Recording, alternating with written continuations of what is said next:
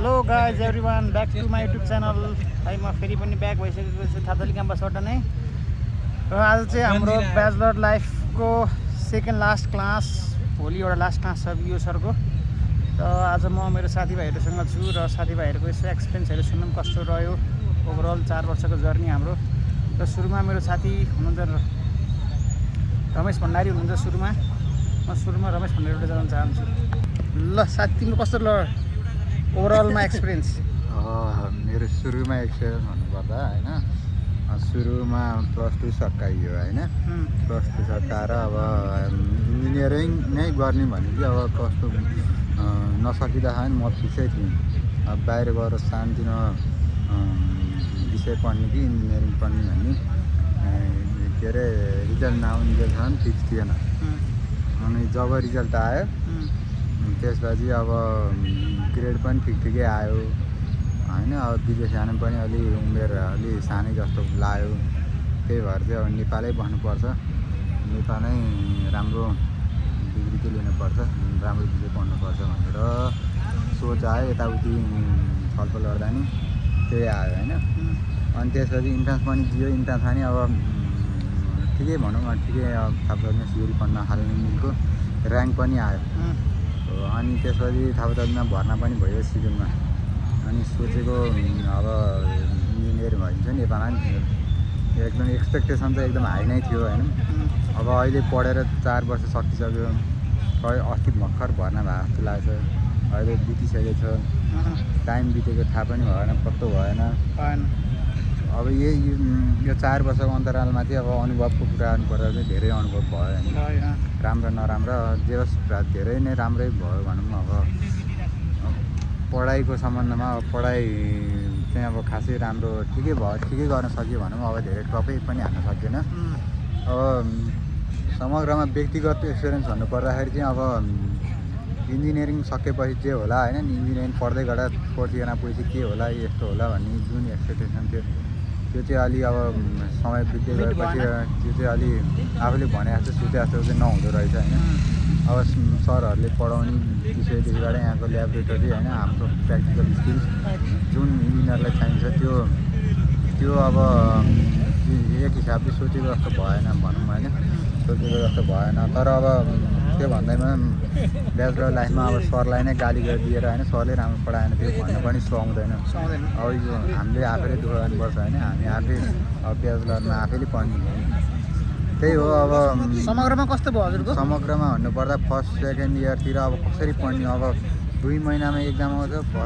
class सुरु भएको हुँदैन बुक हुँदैन कसरी एक्जाम दिने एकदम गाह्रो लागेको थियो होइन त्यही भएर अब 11-12मा पढ्दाखेरि एउटा विषयलाई 1 वर्ष लाएर पढिदियो अब यहाँ 1-1.5 महिनामा त्यत्तिकै कोर्स कन्टेन्ट त्यत्तिकै कोर्स कन्टेन्ट अझै गाह्रो हुने होइन अब अलिक गाह्रो भयो होइन त्यही भएर अब ग्रेड चाहिँ खासै राम्रो ल्याउन सकिएन ल अब मेरो अर्को क्वेसन अब हामी त यहाँ ठ्याक्क निस्किन लाग्यौँ अब आउने भाइ बहिनीहरूलाई हजुरको सल्लाह सुझाव के छ त आउने भाइ बहिनीहरूलाई मेरो सल्लाह सुझाव के छ भन्दाखेरि सबै आउनुहोस् सुरुबाटै पढ्न थाल्नुहोस् अब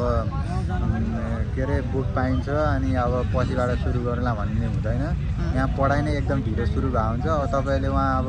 जस्तै 11-12मा प्री टेस्ट दिने समयबाट चाहिँ यहाँ बल्ल पढाइ सुरु हुन्छ तपाईँले उहाँ प्री एक्जाम जस्तै एससीको प्री एक्जाम दिन्छौँ नि हामीले प्री टेस्ट त्यसपछि हाम्रो एससी आउँछ यहाँ त अब त्यो प्री टेस्ट हुने टाइममा बल्ल पढाइ सुरु हुन्छ भनेपछि 1-1.5 महिनामा तपाईँले आफैले पढ्न सक्नुहुन्छ सरको भरोसा नगर्नुहोस् सरले आज 1 च्याप्टर पढाउनुहुन्छ भने तपाईँले आजसम्म नै लगभग 4-5 च्याप्टर अगाडि नै भ्याइसकेको हुनुपर्छ अनि त्यति भयो भने मात्र तपाईँलाई सजिलो हुन्छ राम्रो ग्रेड ल्याउनलाई होइन नत्र गाह्रो छ अब अर्को कुरा त के अब धेरै एक्सपेक्टेसन पनि नराखौँ अब जब मार्केट अहिले गाह्रो छ नेपालमा अब विदेश विदेशै जाने हुन्छ प्रायःको अहिले मोटो त्यही भएर ग्रेडिङ चाहिँ अलि राम्रो ल्याउनुहोस् अलि सरको भरोसा नगर्नु के छ अब हजुरको चाहिँ प्लान के छ अब ब्याचलर मेरो प्लान त अब फिक्स छैन अब नेपालमा पनि हुनसक्छ बाहिर पनि हुनसक्छ अब जता मिल्छ जता अब भगवानको प्लान्स अपर्च्युनिटी जता मिल्छ त्यतै जता मिल्छ अपर्च्युनिटी त्यतै ल अब एकदम साथीको कुरा सुनियो अब त्यसपछिमा हाम्रो अर्को राहुल गुप्ता आज चाहिँ हाम्रो लास्ट दिन भनेर त्यही भनौँ ल आज चाहिँ अनि फेरि आज चाहिँ हाम्रो अब क्याम्पसको सेकेन्ड लास्ट भनौँ अब लास्टै जस्तै हो सेकेन्ड लास्ट दिन पनि हो त्यही भएर हामी चाहिँ अब सबै साथीहरू यहाँ खाना खाएर आएर बसिरहेको छौँ आज चाहिँ अब यस्तै छ अब जिन्दगी के रहेछ ल जिन्दगी के रहेछ भन्दा अहिले अब 4 वर्ष बित्या पत्तो भएन अब आज 5 सकिसक्यो अब यसरी नै क्लास पढ्ने कहिले हो कहिले अब जिन्दगीमा अब फेरि हामी यसरी नै भेटघाट भएर फेरि यसरी नै अब खाना खाएर आउने दिन चाहिँ अब लगभग सकिने भन्दा नि मिल्छ होला नि जिन्दगी जहाँ पत्तो भएन पढाइ सक्ने पत्तो भएन अब के गर्ने अब मेन चाहिँ अब गाह्रो सुरु भयो अब चाहिँ होइन अहिलेसम्म त अब ठिकै थियो अब त्यो भयो अब आजबाट सकियो खुसी छ राम्रो छ इन्जिनियरिङ भयो ल अब मेरो साथी इन्जिनियर रमेश भण्डारीलाई विशेष धन्यवाद अब म अर्को मेरो साथी हुनुहुन्छ रहल कुमार रौनियार उहाँको कुरा सुन्न गइरहेको छु ल मेरो चाहिँ त्यही हो अब इन्जिनियरिङ चाहिँ हामीले जोइन गऱ्यौँ 4 वर्ष अब बितेको पत्तो भएन होइन अब सुरुबाटै अब हाम्रो चाहिँ एकदमै एक्सपेक्टेसन चाहिँ हामीले हाई लिएर आएका थियौँ होइन यहाँ चाहिँ केही न केही अब इन्जिनियर देशको सेवा गर्छौँ केही प्र्याक्टिकल स्किलहरू सिक्छौँ भन्ने हामीले सोच्यौँ तर यहाँ चाहिँ विपरीत रहेछ होइन यहाँ चाहिँ मेन भनेको थ्योरिटिकल फोकस हुने रहेछ ओन्ली एक्जाम पास गर्ने जसरी पनि मार्क्स ल्याउने मार्क्स भनेको हाम्रो जीवनमा चाहिँदैन क्या कहिले पनि मार्क्स भनेको मान्छेको एउटा जजमेन्ट गर्ने क्राइटेरिया होइन क्या मान्छेसँग के हुनुपर्छ भन्दा हामीसँग नलेज हुनुपर्छ हामीले चाहिँ नलेज गेन गर्न खास गरी इन्जिनियरिङ पढ्नुपर्छ भन्ने चाहिँ मेरो चाहिँ विचार हो तपाईँहरू मार्क्स ल्याउनुहुन्छ अनि त्यसपछि मार्क्स ल्याएर चाहिँ म इन्जिनियर बन्छु भन्ने चाहना गर्नुभएको छ भने चाहिँ इन्जिनियरिङ नपढ्दा हुन्छ यो एउटा सर्टिफिकेटको बाटो मात्र भयो होइन अब यो 4 वर्ष सकिसकेपछि अब रियल फिल्डमा जाँदाखेरि चाहिँ हामीलाई चाहिँ एकदमै होइन मार्क्स भन्दा पनि नलेजको चाहिँ एकदमै आवश्यकता पर्छ जुन चाहिँ हाम्रो कलेज लाइफले चाहिँ दिन सक्दैन जुन चाहिँ मैले नेपालको यो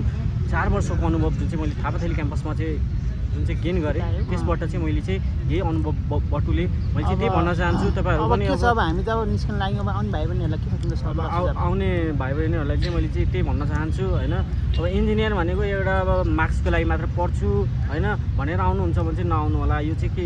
एउटा यो भनेको एउटा ट्र्याप जस्तो हो कि तपाईँको 4 वर्ष नै वेस्ट गर्ने ट्र्याप हो जसमा चाहिँ तपाईँले चाहिँ के गर्न सक्नुहुन्छ भन्दाखेरि चाहिँ यहाँ चाहिँ तपाईँको टाइम मात्र वेस्ट हुने हो कि होइन बरु यही 4 वर्षलाई तपाईँले अरू ठाउँमा इन्भेस्ट गर्नुभयो भने कति पनि तपाईँहरूको चाहिँ इन्जिनियरिङ भन्दा पनि लाइफ बेटर हुनसक्छ होला अहिले चाहिँ हामीले भएको कुरा त्यति नै हो मैले चाहिँ त्यति नै भन्न चाहेँ होइन आफ्नो केरियर आफ्नो गोल्सहरू चाहिँ पहिला अरूको भरमा भन्दा पनि आफ्नो इच्छाको भरमा मात्र चाहिँ तय गरेर मात्र चाहिँ इन्जिनियरिङतर्फ आउनु होला ल बेस्ट विसेस ल अब मेरो राहुलको कुरा सुनिहाल्यौँ अब मेरो एकदमै नजिकका मित्र हुनुहुन्छ कृष्ण कुमार मिश्र हुनुहुन्छ उहाँसँग एकछिन छोटो कुरा गरौँ है त उहाँको के छ राय के भन्नु ल दोस्तो कस्तो रह्यो एक्सपिरियन्स थाहा छ होला के रे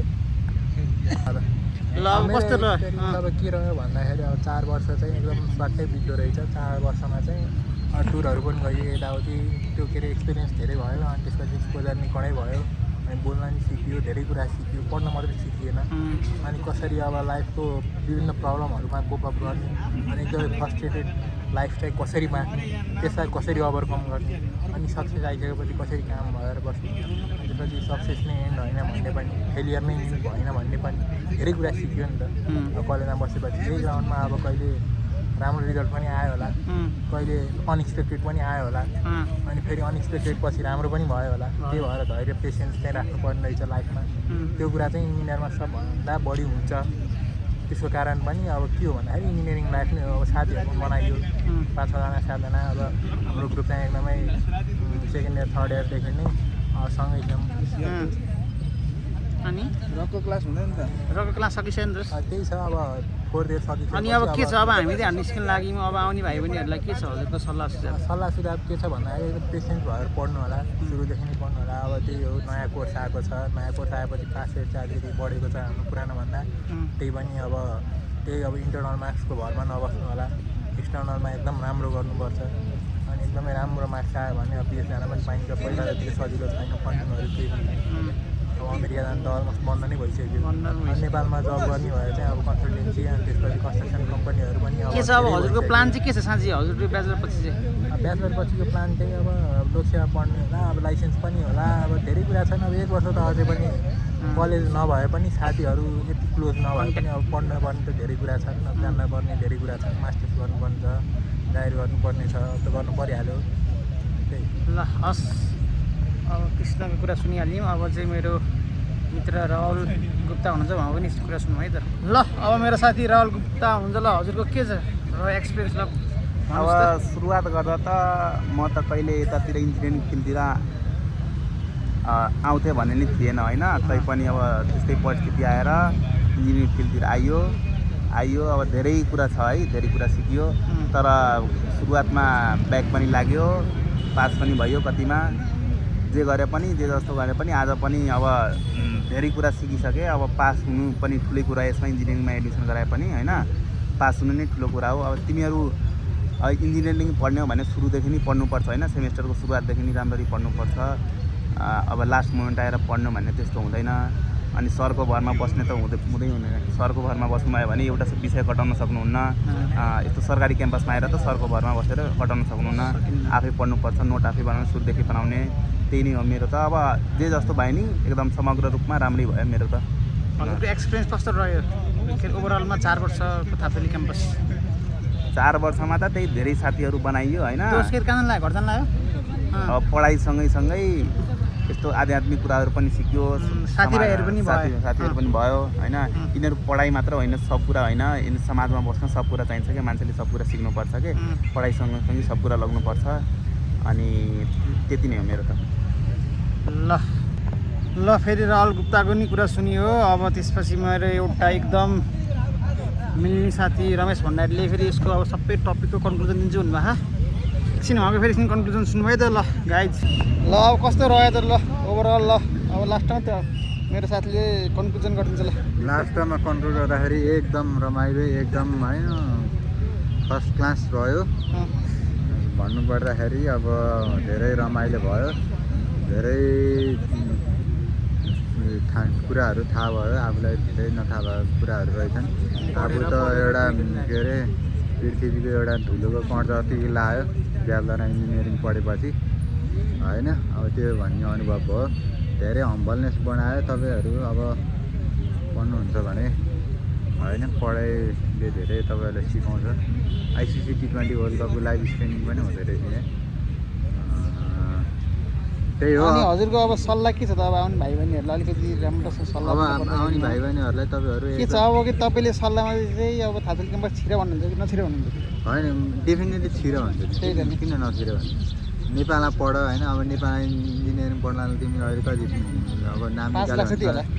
नाम ननिकाले नि अब अलिक लो ऱ्याङ्कमा ल्यायो भने 4-5 लाख तपाईँले इन्जिनियर सक्नु भइहाल्छ होइन विदेशमा त्यही कोर्स गर्नु भने तपाईँको 40-50 लाख पछि अझ अझ 1 करोडै लाग्छ 1 करोड लाग्छ अब नेपालमा पनि राम्रो छ अब त्यो हल्का अलिक ल्याबोरेटरी भन्छ नि अब त्यो नि अब हुन्छ त्यो गर्नु पऱ्यो अलिक मिहिनेत गर्नु पऱ्यो होइन नेपालमा सजिलो छ अब जब मार्केट चाहिँ अलिक छैन नेपालमा अब जब मार्केट आफैले क्रिएट गर्ने हो इन्जिनियर जस्तो मान्छे जाहिर खोज्दै हिँड्ने होइन सक्नुहुन्छ भने लोसियामा त्यो त छँदैछ त्यसपछि चाहिँ आफैले क्रिएट गर्दा पनि भइहाल्छ धेरै ठाउँ छ होइन अब